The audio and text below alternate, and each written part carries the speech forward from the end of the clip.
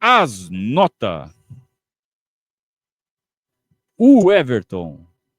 Duas defesaças no segundo tempo ali. Depois que teve todas as mexidas, que o Palmeiras deu aquela baixada, o Vasco teve duas chances muito boas de diminuir o placar. Né? Uma com o Coutinho ali, que ele saiu no pé do Coutinho, né? A defesaça, depois foi no pé dele para recuperar o rebote ainda. E depois num chute do Gomes, né? Do Andrés Gomes, também frente a frente, ele cresce, né? Ele é grandão. Ele é muito grande, o Everton. Vamos lá, ele é largo. E ele abriu na frente do Andrés Gomes e impediu o gol do Vasco. Duas defesaças, cara a cara. O Everton tem café no bule, tá? Ele vai ficar marcado aí por um bom tempo por duas falhas graves nessa temporada, contra o Chelsea e contra o Corinthians, mas aos poucos ele vai recuperando, aos poucos, a confiança do torcedor palmeirense. Hoje, nota 8 para o Everton, foi muito bem. O Giai, longe do desastre que foi a partida do final de semana lá no, na Fonte Nova, mas hoje fez uma partida regular, nada extraordinário, mas também não cometeu erros em profusão, como ele cometeu lá na Bahia. Então, nota 6 para o Giai.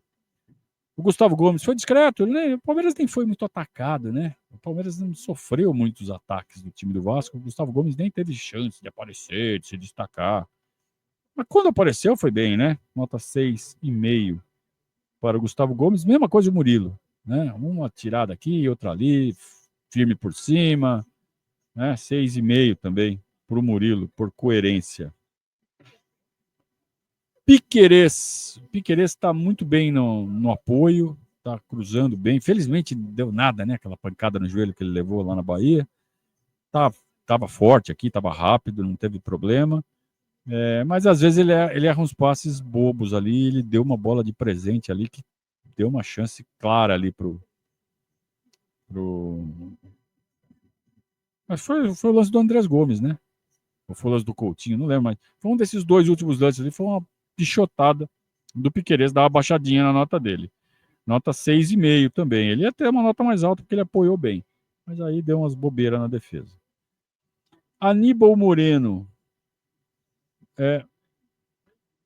Vejam, o Vasco marcando alto. Se o Vasco recupera a bola no meio do campo, se o Vasco passa ali pelo meio campo, ele ataca em bloco.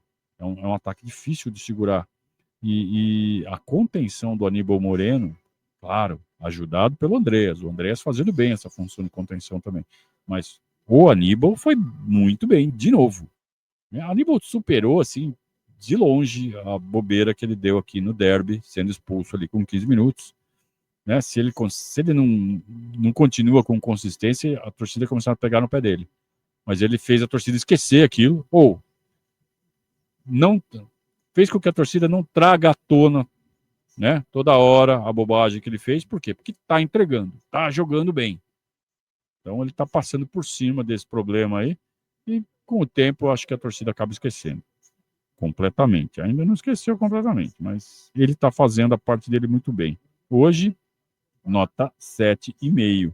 E entrou no lugar dele o Alan, que vai ficar sem nota, né? Entrou ali na parte final, mal pegou na bola. Andreas Pereira, aquilo que eu falei, ele começou meio perdidão, né? Pronto, fazer outra função aqui. Ele deve ter treinado segunda e terça só para fazer essa função. Vinha treinando diferente, agora está treinando outra coisa. E foi pegando o jeito. Tem também a questão de fazer a leitura do adversário, né? De saber até quando pode ir, até quando tem que ficar.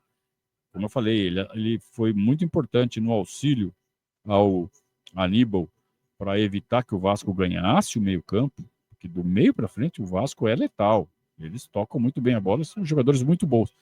E a adaptação dele, né, o crescimento dele durante o jogo vale mencionar também. Nota 7,5 para o Andreas. O Veiga foi muito bem no começo. E depois ele manteve o nível, né? Ele acabou ficando um pouco mais marcado, né? O Tietchan deu uma aproximada nele, deu uma... e o Hugo Moura, né? O Hugo Moura, como ele bate. Como é desleal esse Hugo Moura, bateu bastante no Veiga. Mas mesmo assim ele fez um bom jogo e quanto mais ele joga, melhor ele vai jogar. Ele precisa de ritmo, né? Uma contusão de pubis como ele teve, perde o ritmo. Tem que ir recuperando aos poucos. Então, nota 7,5 também para o Rafael Veiga.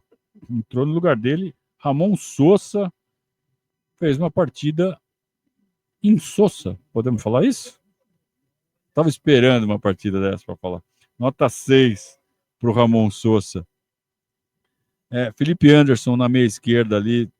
Tá voando, né? Tá jogando muito bem. Tirando um come que ele levou do Ryan, ali na linha de fundo. Bom, ele estava na linha de fundo marcando o ponta direita do time do Vasco. Tomou um come ali que ficou órfão, coitado do Felipe Anderson. Mas tirando isso, fez uma ótima partida. Tá se entendendo bem com o Piquerez, tá rápido, tá esperto.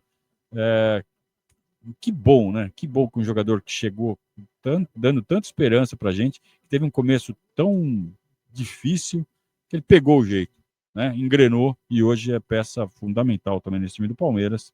Hoje nota 7 para o Felipe Anderson, que deu lugar para o Facundo Torres, que também vai ficar sem nota, né? Não, vou dar uma notinha para o Facundo, 6 também para o Facundito. Tentou, ficou ciscando ali do lado direito, tentou aproveitar aquele espaço nas costas da defesa do Vasco, mas não teve lá muita sorte. Flaco Lopes meteu 2 gols, um com todos os méritos, outro com um pouco de mérito, mais sorte do que mérito, mas também tem o mérito de estar no lugar certo na hora certa e ter a calma de colocar para dentro, tem que erra, né? E além de tudo, o passe que ele deu para o Vitor Roque fazer o terceiro. Quer dizer, 2 gols e uma assistência. No segundo tempo ele perdeu o gol feito, embaixo da trave. A coisa que se ele não tivesse feito tudo que ele fez no primeiro tempo, a gente ia estar amaldiçoando ele. O Flaco Lopes fez 2, fez uma puta partida, pode errar o gol ali no segundo tempo tranquilamente. Nota 9 para o Flaco, que saiu e deu lugar para o Maurício, que jogou bem, entrou bem e já estava começando a ter burburinho, né? Ué, o Abel tá com treta com o Maurício, não põe mais o Maurício. Porque o Maurício poderia ter sido a opção natural para substituir o Lucas Evangelista, né? Puxando o Andreas para trás. Mas não.